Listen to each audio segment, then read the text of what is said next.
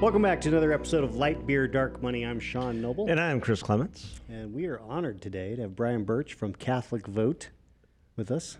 Thanks for being here, Brian. Great to be with you guys. Yeah, it's good to have you. So, you know, our three pillars are faith, freedom, free enterprise. And your organization kind of embodies all three of those. Faith, much a faith-based organization, but fighting for freedom. And you guys haven't been around very long either. It's been how many years? Well, technically, we started in 2005. Yeah. We became CatholicVote in 2008. In 2008. I actually got that domain. Yeah. But we're legally founded as Fidelis, which Semper Fidelis, Semper Fi, like the Marine slogan, Latin for faithful. But people thought that sounded too much like an insurance company, so we became CatholicVote in 2008. Okay. Well, in the scheme of sort of faith-based, conservative advocacy organizations, you're relatively new. So tell us a little bit about yourself. It is. About your organization.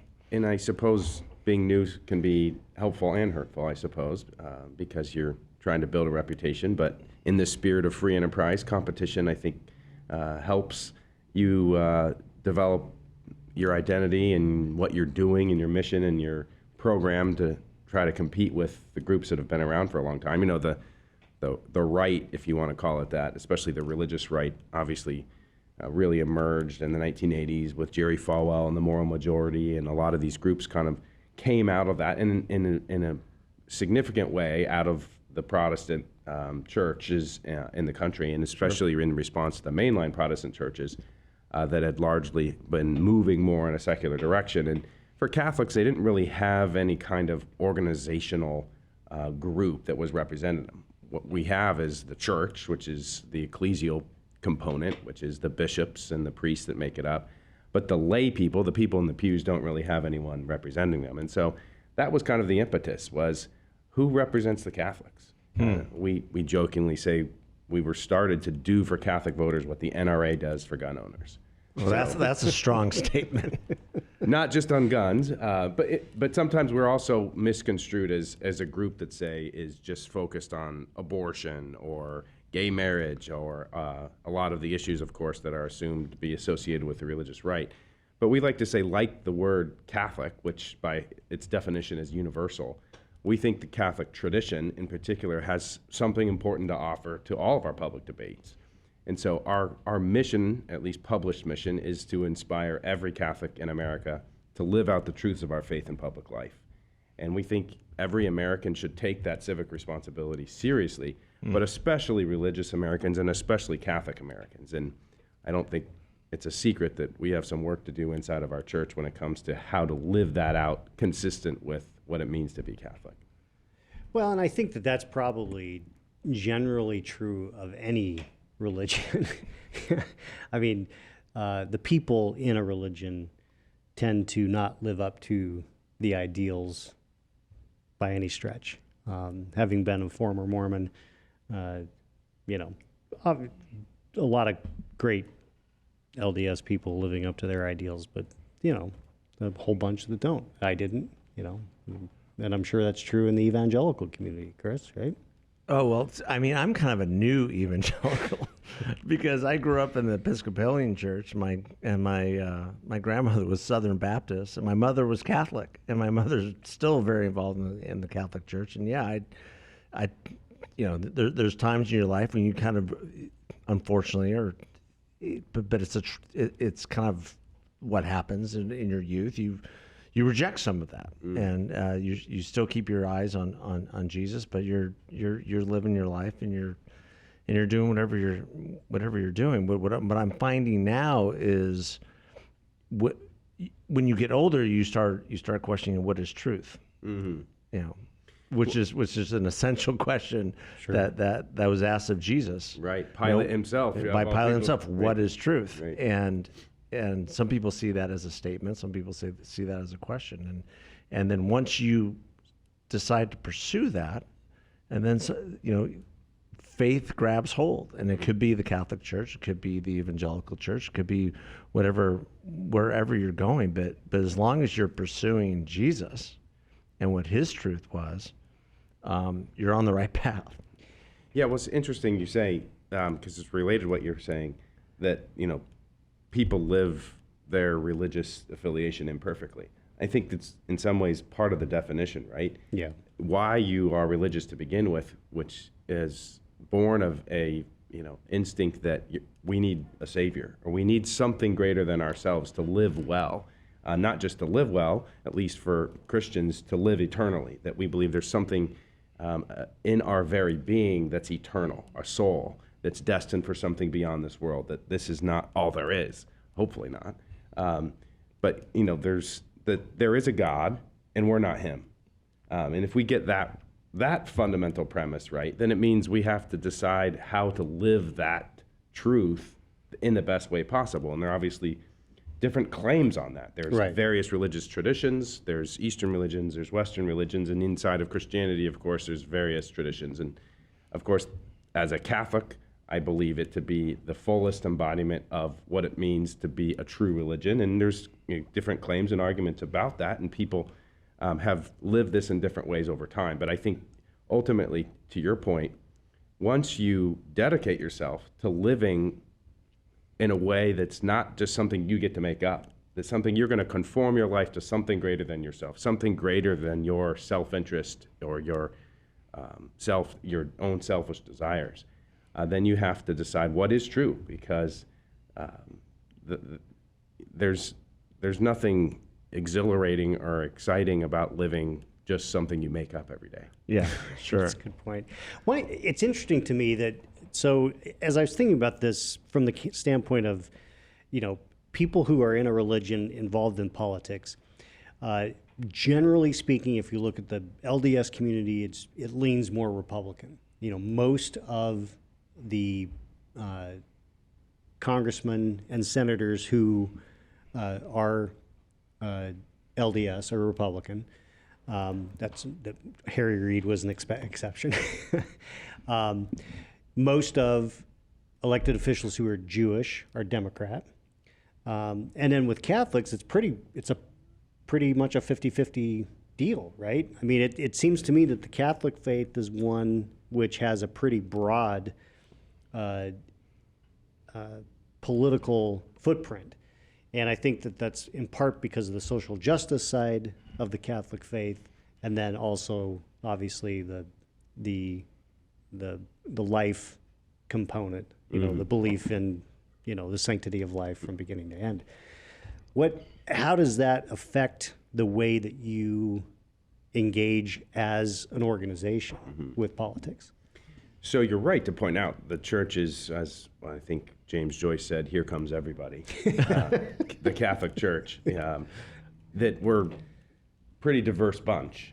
Joe Biden, Nancy Pelosi, Clarence Thomas, Kellyanne Conway, all describe themselves as Catholic. There's a lot of people that say, I'm not sure how that worked. Right. That's a great melting pot of sorts. But it's true that at least as a matter of elected officials, Catholics are pretty split. In fact, still to this day, majority of Catholics are Democrats in both the House and the Senate, although that's been declining pretty significantly over the years. I would describe it as the church is really a faith in transition politically, in part because of the dynamics of American politics have been shifting over the years. The church has always been about, at least in terms of its public face, about defending the dignity of the vulnerable, certainly the preferential option for the poor, those at the margins, in part because this is what Christ came, was to save the sinner, and especially save and to care for and to point to our obligation to care for the weakest among us. And that historically was, and Catholics in this country were from the immigrant class, they were the working class. It's not a secret that the majority of firefighters and policemen, even today, by the way, are Catholic. That there's that tradition of being the people that kind of built the country, in part because of the WASPy history of the United States. I mean, that's not a secret. At the same time, now we have those parties in America shifting. You have the religious institutions shifting. And so now you have an interesting dynamic where I would say there's actually a convergence among a lot of religious traditions, and Catholics are a part of this, which is active practicing people who still practice religion are actually converging religiously. And this is happening in the Catholic Church. when you talk about Catholics, really, I say the Catholic vote is really a non, it's as a generic number is nothing, because the large numbers of people are no longer practicing their faith and no longer going to church. But among Catholics who go to church, they're voting very similarly to evangelicals, to practicing Jews, to practicing Mormons. There's this kind of what I would call unifying effort among people who are still practicing religion, in any meaningful way. Well, you can almost begin to divide the populace up, based on those demographics and based on that data, on people who believe in God and people who believe they're God. Well, that's true, although interestingly, at least the public data shows, for the most part, Americans still claim to believe in God. Yeah. Now, it's slightly declining.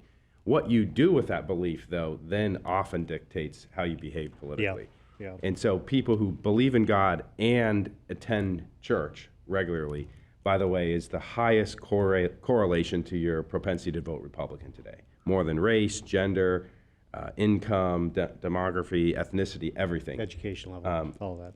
If you go to church, no matter what church you go to, even a black church, by the way, is the highest predictor of your propensity to vote Republican. Wow. Well, That's amazing. That's we an should get amazing more people shift. to church. Yeah, well, a lot of Go to people say church. we need to get upstream of the problem, That's and right. the politics is downstream of it. If you can figure out a way to start getting people back into church, certainly the politics would take care of themselves. Well, and I got to believe that, and I think this holds true, is that if you're married, you have a higher propensity to vote Republican than if you're single. Without question. I mean, Trump won married women. People claim that Trump got eviscerated by the women-female vote, but he won married women. Married women, Yeah. yeah. Interesting. So what, I mean, in my mind, what you have as far as the mission of engaging the Catholic, parishioners in, public policy and in politics, educating them on, how to be a practicing Catholic in their civic duty. That's not easy.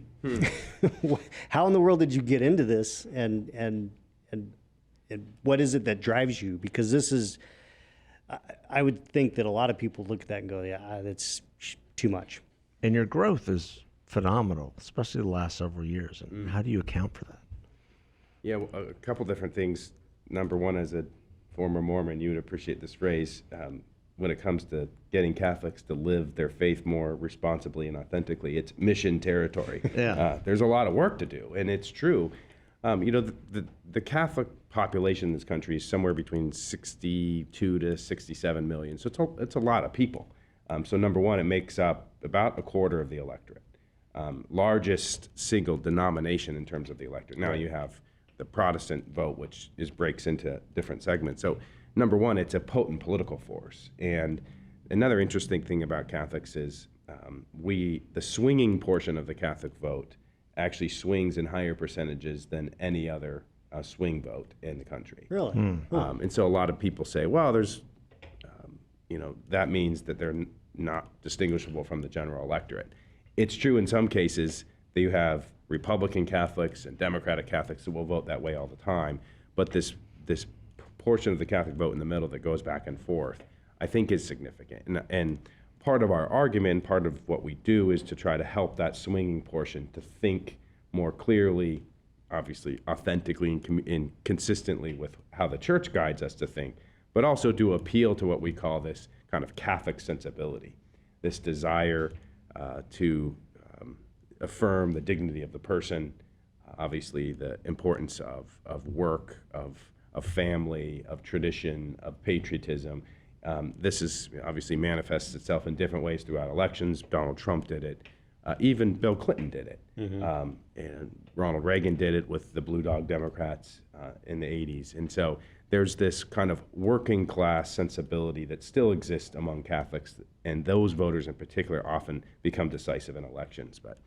So that's a long way of saying we started the group to try to take advantage of what we believe to be a pretty significant political force in American politics that's largely unaddressed.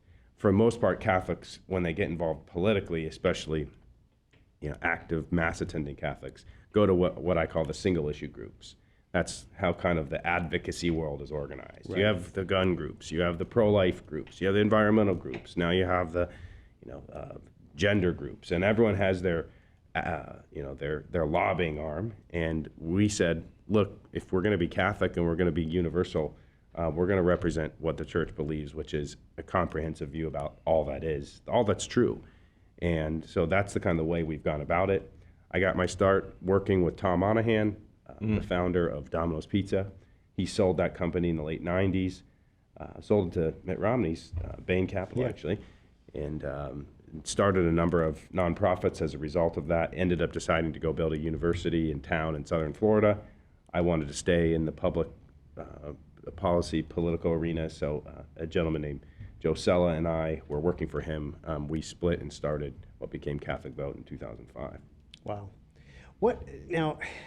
It seems to me that, as you point out, when the different advocacy groups, you got the pro-life, you got the gender, you've got the social justice, the environmental justice, those types of issues, that if you're basing it on Catholic belief and Catholic teaching, it is broader than the political parties, because there is overlap, right? So how do you balance that when you have issues which are clearly in line with the faith that are not aligned with the Republican Party? We're talking about not being pro-death penalty, or, being, supporting the poor, which a lot of people will say Republicans hate poor people. Well, that's not true. They have some different ideas about how to approach that, but those are some balancing acts that you have to perform on a regular basis, I would assume. Right. Well, I think we could talk about this an entire show, but a couple things I would say. Number one, the death penalty is not, at least the way it's construed. The church does teach now that death penalty is impermissible, but not because it's something evil. The church long defended the right of the death penalty. Mm-hmm. Even Jesus said to Pilate himself, you would not have this power were it not given to you by my Father. So it was Christ himself said the death penalty was okay. So what you're really asking is the question of prudence. And that's really what, as Catholics, we point to is we live in an imperfect world with imperfect candidates and imperfect parties, and we have to weigh and determine, using Catholic social teaching and common sense, natural law, and first principles, to get to the truth about things. So the church, actually, it's pretty simple. They say we got to look to the nature of the political question itself. Let's look at the moral and substantive nature of a question. So, for example, when it comes to the life issue, the church says, well, it's very clear there's never a right way to destroy an innocent human life. It can never be justified in any circumstance. So what we call an intrinsic evil. It involves something that in and of itself is wrong every time. Same thing with, for example, marriage. This is not something that you can remake. This is in the order of nature. The church says the same thing about parents as the primary educators. It also says this, by the way, as far as our obligations to the poor. What it does not say, and this is where it's really important, is that therefore, as a matter of government policy, this particular, say, entitlement, welfare, poverty program must be supported by a Catholic. And for example, it doesn't say that on an abortion question either. What it does say is you can't vote for something that would explicitly say you can kill this child if you don't want it, or you can kill this poor person if you don't want to feed them. There are obviously lots of different ways to provide for the needs of the poor. Right. Government programs are one way. A robust free enterprise system is another way, which is, I know, one of the planks of this podcast. Yeah, because, I mean, and that therein lies the benefits of Catholic Charities and saying, okay, I'm going to be successful in business. I'm going to give back to be a part of building people up. It doesn't have to always follow the government. Right. It should fall to the church. Well, right, and also it doesn't always have to fall to charitable sector, right? Free enterprise is not just about making lots of money so that you can give it away to poor people. It's about employing people up, giving them more jobs, creating a robust economy. I mean, we're in an economy right now probably changing relatively soon, where there's essentially there's no real poverty in the sense of there's jobs everywhere. Right. Now, Sure. there are people certainly that need our help. They need the help of the private sector and religious charities, and yes, probably some level of safety net by the government. But a well-oiled free enterprise system is going to create opportunity that's going to be the best solution to the problem of poverty. Yeah. Tell us a little But bit. unfortunately, we have a government that doesn't actually believe that. And their actions over the last several years have proven that. They believe that the government is the answer. Right, because if we're right, then we would need them far less. And that's not exactly a They don't want politician's that. favorite answer. Right. Politicians need to be needed. Yeah.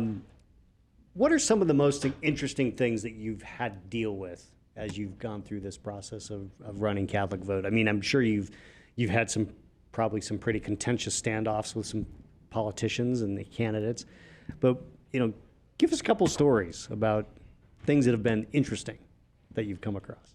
Oh boy, you're involved in politics. You've done this as long as me, if not longer. You could write a book, I'm sure. There's all sorts of interesting stories. Obviously elections. I call it the hamster wheel of politics. You run on it, and there's this big crescendo in the most important election of our lifetime. We all say this Every 2 years. and we need to, because we need to fundraise. Right. But sometimes there's some truth behind it, as we've later learned. Right. Sometimes elections do have consequences, and we're learning that the hard way right now. But those always bring interesting moments, and in terms of using that virtue of prudence, how do you, for example, early on, make sense of this Donald Trump guy when he first got in the race? We were very much against him, opposed him, thought he was a fraud. Obviously, we say, by their fruits you shall know them. He started to prove that maybe he was serious about some of these things. We had some private meetings with him. We did a number of things, and obviously as president, he proved himself more than serious about the things that we care about. Mm-hmm. Even earlier than that, I remember when our earliest days, it was the 2008 election, a Republican primary. This is kind of a fun, just little backstory. We, in an attempt to show that we are not just, carrying water for Republicans, in the Republican primary, Rudy Giuliani was running. He was one of the front runners. He's pro-abortion. Not, with us on some issues. He's changed a little bit over the years. He was confused on that issue. He was running in Iowa. So we ran a little ad campaign in Iowa, and he was defending himself as someone that was really out there and would defend abortion, and that we needed to take the Republican Party in this particular direction. And so there was a debate being held up in New Hampshire, and we facilitated a story with a bishop up there who said, who compared Giuliani to Pontius Pilate. It keeps coming up in this podcast. Who said, can't wash my hands of this issue. He said, you can't do that. Well, we kind of, through little back channels, got that into the media. And that night during the debate, Rudy Giuliani was asked a question about, you have been compared by the local bishop here to Pontius Pilate. What do you make of that? And Giuliani goes to answer the question. You can watch this on YouTube. Lightning strikes the building, and as Giuliani tries to talk, the microphone goes out. And everyone looks around, and John McCain, who was also on the primary stage that night, kind of moved away from him, like, this is the Almighty intervening here. So that just reminds me of one of the funny stories of all the ways, when you're working the media and trying to plant different questions. That was the probably the most help we got from on high, and influencing that. Really, Giuliani's, of course, star went like this afterwards. Yep. John McCain became the nominee. That's hilarious. That's a great story. You have something that you do every month at Catholic Vote that I've always been interested in. That's the Catholic Accountability Project, where you actually try to hold elected Catholics. You give both. You have something called Heroes and Zeros of the Month, where you give praise to those who are upholding Catholic teachings and forwarding Catholic ideas, and then those who just are failing on all levels. And this last month, 2-year zeros seem to be the zeros almost every month, and that's Secretary of Education Miguel Cardona and Governor Gavin Newsom. They seem to be on your list quite a bit.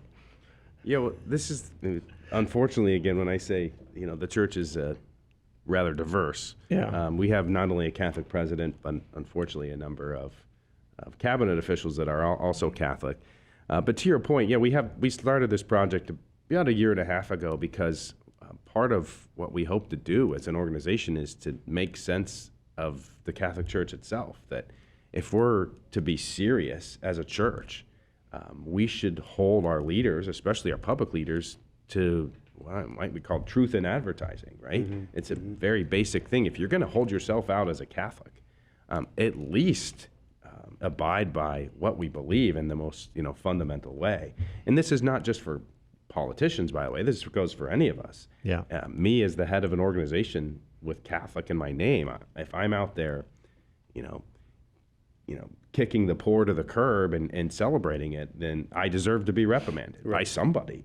And I'll tell you, a lot of Catholics are frustrated by the reticence on the part of Catholic leaders, especially our bishops, to hold a lot of these people accountable, especially when you have people like the president and others on some core foundational issues of the church, essentially flaunting it in our face, saying, I don't care what my church teaches, I will decide what's true. I'm going to, frankly, put my political expediency and career above of my faith, and yet I'm still going to boast about being, quote, a devout Catholic, as his campaign and his press secretary have described him, and who, Biden, who famously said, the next person who questions my faith, I'm going to shove my rosary beads down their throat. Right. But very Christian. But it's hypocrisy, it's truth in advertising. If we as a church can't represent what we believe with our leaders, then we're failing. Because a lot of people obviously look to the church as an institution that's been around a fairly long period of time. It has, some significance in both, obviously, spiritual as well as the intellectual tradition of the West. And I would argue that's going to do a church that's true to itself and the people that are living it is going to do far more good than some political ad I'm going to run or some grassroots campaign I'm going to do. And this is not just for the church. People living well are the best witnesses to the truth than some advertising campaign. Yeah, that's a great point. And some of the, if you look at the biggest changes in the world in the last 40, 50 years, obviously the downfall of communism was very much attributable to the strength of John Paul II, along with Ronald Reagan and Margaret Thatcher standing up to the threat of communism and the Soviets. And it'll be interesting to see how this manifests itself in the years to come, because the world is not any less of a scary place.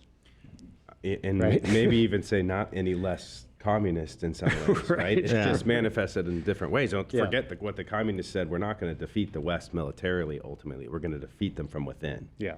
And that's exactly what we're dealing with today. Even the Chinese picked up right where the Russians left off. Right? Oh, of course. Absolutely. The Soviets left off. And the Russians have continued. Putin is a Soviet. Let's make no mistake. Former KGB guy.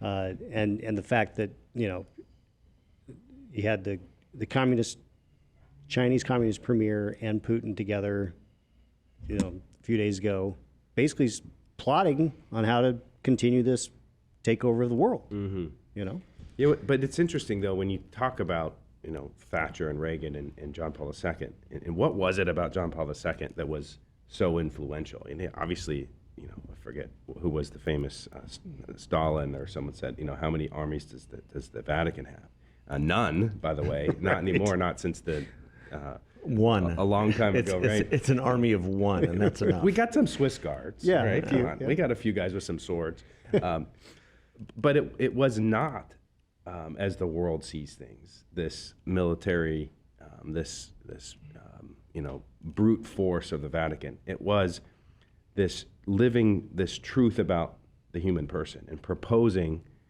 this truth about the human person that obviously inspired the Polish people, obviously Lech Walesa and the workers there, and frankly those behind the Iron Curtain who said, famously when John Paul II first visited Poland in '79 after he was inaugurated or made Pope, started chanting in unison, "We want God." That was the truth that was way bigger than John Paul II, but the witness to that was the real antidote to communism, and it's the antidote to the communist ideology that we're fighting today in our schools, in our government, in our culture. Absolutely, because Marxism in and of itself is a godless theology. Absolutely. And if they can impose, they can take God out of the classroom, take God out of the public life, take God out of everything that we do and everything that we say, then they're imposing a Marxist philosophy upon us. And it's God that defeated communism. And to your point, Sean, I mean, these are two individuals who got together who are godless. They're Marxist, godless men, and they want to impose that on the rest of the world. Yeah. Well, right, and I mean, people forget, what Marx and Engels and this communist theory. It wasn't just a kind of political philosophy for the 20th century. It was a philosophy that we're still very much struggling with, which, to Chris's point, is exactly right. It attempts to remove God and to substitute God with essentially power, and says all human relationships essentially are rooted in power. That everything is about oppressor and the oppressed. There's no such thing as love.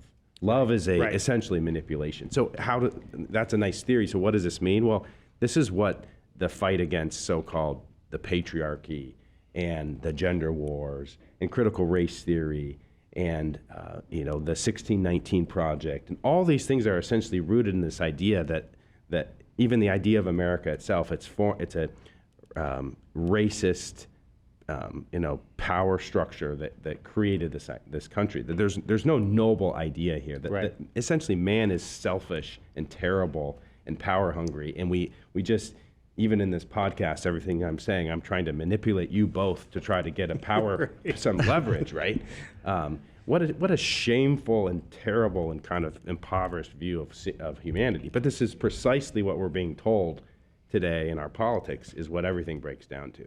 And if that's all it is, then it is just a power game, and then that's when things start to break down. Well, and I think that's where, we were talking about the president earlier and what he says about his Catholic faith. He's so devout, and yet it's what he does that's so frustrating. That's so, it's not just anti-Catholic, it's just anti-Christian. Mm-hmm. And his embracing of Dylan Mulvaney, for lack of a better example, and his views on life and his views on justice and his just views on the world is not even Christian. Yeah. Well, it's not Judeo-Christian, which is the founding principles of this country. Yeah. No, you're right. I mean, on the basics, the very basics gets dead wrong. He says a child, for any reason, at any stage of development, can be destroyed at whim, paid for by taxpayers, right? Yeah. He says that the fundamental social unit of society, of civilization throughout history, namely the two-parent family, deserves no protection or esteem, that it's insignificant, that we need now to remake the human person in their own selfish pursuits for however they want to live, and that any effort to try to diminish that is essentially a threat to human happiness and human freedom. But then, beyond that, he's pitted parents against children. You're seeing what they're doing with school boards, what they're doing with curriculum. He's pitted race against race. Even up to the early stages of the Obama presidency, if you look at the data, the ways in which whites and blacks believed that racism in this country was resolving itself was actually pretty good. We were on a pretty healthy trajectory. When it changed?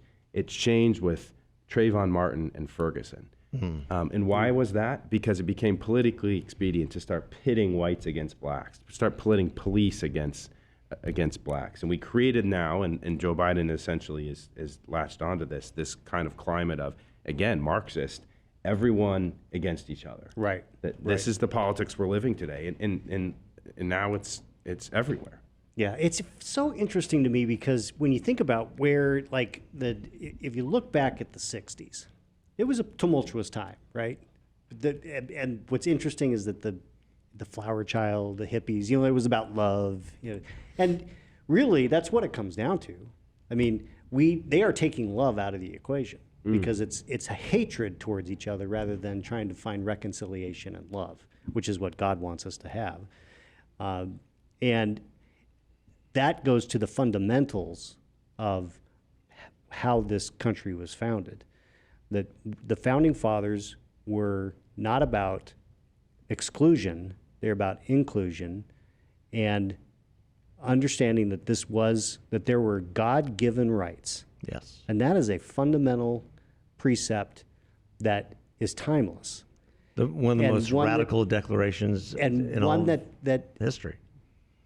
the hard left in this day and age completely rejects. Well, they can't. They have to in order to gain that power that you're talking about. Because if your power comes from a higher power, then what is my individuality all about? But if I subjugate my rights to a government, then I'm saying that my rights are irrelevant. Yeah. Because only the government can bring me justice or peace or happiness. It's the government that does everything for me, just like what Marx wrote about. Right. Well, But if you acknowledge that your rights come from God, that you're born with them, that every person has them, that changes the equation entirely. Yeah. And that's what they're trying to wipe away. Yeah. It's exactly it. I mean, of course, the left will say, well, it's all fine and good. You say the country is founded on this noble idea, but it had slavery. It had the 3/5 compromise. And we struggled with civil rights. We fought a war over it, and we struggled it for centuries, or the first 150 years of the nation, or more than that, 175, and then into the 20th century. But the thing about it was, the country was founded on a proposition, as Lincoln said, Exactly. right? This proposition that all men are created equal, not that they're endowed by their creator, a God, but with these rights. And the idea was, the concept of America was this high principle for which we would aim to try to live and to become a more perfect union, as we described. That we haven't lived it perfectly, that we've had lots of failures as a country and as a people because we are weak and fallen people. But I would argue throughout our history, we have perfected ourselves through lots of valleys and challenges. I think where we're at today, though, is a movement, a progressive movement that says, no, the whole project itself is a failure. It was founded on a lie. Yeah, we need want to now take control and become the powerful, and we will remake the country in our own way. Now, they never quite explain what the future is going to look like if we give them all the power and control over us, but we can tell what they're saying. They're saying we know better. Right, and it is a rejection of the idea that we have to work towards that more perfect union. I mean, I think that we go back to this a lot on this podcast, and I know that in the heat of this primary situation where Trump's running for re-election, or wants to run for president again, we got DeSantis, and they're banging on each other, and one of the criticisms of DeSantis is that he's got a Reagan problem, and I just find that just absurd, because Reagan was the kind of leader that was exactly what the founders had intended, as far as people who point us towards that higher purpose. Everything he's talked about was helping us get there. He recognized that we weren't there, but he was like, this is where we go. And he talked about in his farewell address from the Oval Office, I've talked for all my political life about a shining city on a hill, yeah. but I didn't really tell you what I meant by that. And that was the aspiration. We're the shining city on a hill. That John Winthrop talked about, and that's the we have to live up to that. We don't have to tear that concept down to recreate it in the model of men. We have to continue to follow the model of God, as was put together by our founding fathers. I just find that, that's just a fundamental that will never change, regardless of how much the left pushes down on that. We have to push back because we're not perfect, but we've got to have the ability to continue to work towards that perfection. Yeah, what did Reagan do? He won 48 out of 50 states with that message. So Exactly. it just might be a pretty potent political message if any politicians out there are trying to figure out, what needs to be said. Yeah. But I think you're right. Even Barack Obama in 2008, this, call to hope, remember? I disagreed with it. I thought there was, a lot of, shallowness in it. But he, won largely, and, he dominated that election, in part because I think you're right. People want to be told that we are good and that we can be better and that there's a more excellent way. That we as a country, despite all of our imperfections, that we can continue to strive to be that shining city on a hill. And real leaders help lead the people toward that. They don't simply tear us down. And I think that's one of the real dividing lines now between the left and the right in the country. And in some ways, I think will determine whether if Trump is going to be successful again, is if he can inspire the country to, again, be the country we want it to be rather than simply pointing out our weaknesses. And Right. I think the left has kind of tricked him into becoming one of their own in terms of strategists. And in DeSantis, I think to the extent he can find that message will be successful as well. So you're absolutely right. We all want to be told, let's point to the stars and let's go back. Yeah. Yeah, well, it's biblical, right? You're the light of the world. Yeah. That's direct from Matthew. So that's what this country was founded on, that we are the light of the world. And direct, to quote from Matthew 5, a town built on a hill cannot be hidden. Neither do people light a lamp and put it under a bowl. Instead, they put it on a stand and it gives light to everyone in the house. Yeah. So in the same way, let your light shine before others. They may see your good deeds and glorify your Father in heaven. That's the task of America. It is. That is the promise of America. It's perfect that you bring that up because a lot of what we've been talking about here, a lot of people think, well, this is just politics. What does this have to do with Catholic vote? This is exactly what we aim to do as a Catholic organization involved in politics, is to inspire people to that, I forget the term from the founders, that the better angels of our being, that there is something ennoble in us that we are called to live out in the public life, that we all live, in our civic duty. And this is, the church isn't just an interest group that tries, well, we have a position on this, and this, and that we just need to use our numbers and our power to manipulate and gain control so we can oppress women and minorities, etc. No, we want what's good for man. We want what's good for civilization.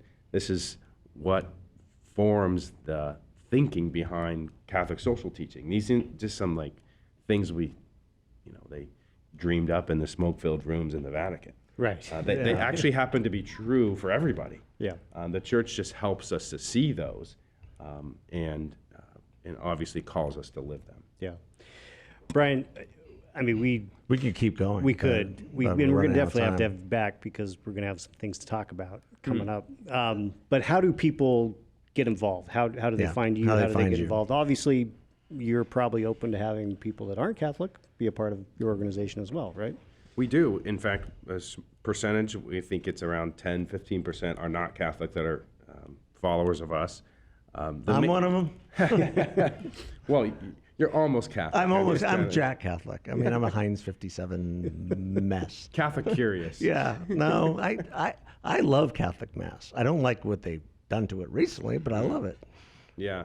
You know, Well, that's a whole nother topic. Yeah, that's a whole other Liturgy. topic. But No, so the most popular thing we have, which I think Chris is a subscriber, we have a morning newsletter called The Loop, which is essentially a summary of what you need to know that's going on in the news, what's happening in the church.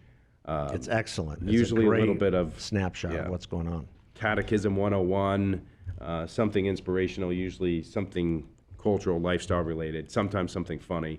But that's about 10,000 new people are signing up. Educates you about the saints, Oh, the great. saint of the day. Good, cool. I know nothing about that. Yeah. It's Yeah, so good, great. holy people who's lived some lives that we might want to pay That's attention to. fantastic. Yeah. Right. So go to CatholicVote.org/loop. It's free. That's the most important thing. But obviously, once you're on our email list, then we email you when we are doing something we think is important. And we'd love to keep up with people and followers of the show. Great. Well, thank you so much. We'll have you back for sure. Go to CatholicVote.org and sign up. Yeah, and get active, get involved. Whether you're practicing Catholic or you're just curious and you want to profess your faith in many different ways. Yeah. Make this It's country important. better. Yeah. Absolutely. Great. Thanks, Brian. Thanks, everybody. God bless. guys. Thanks for listening.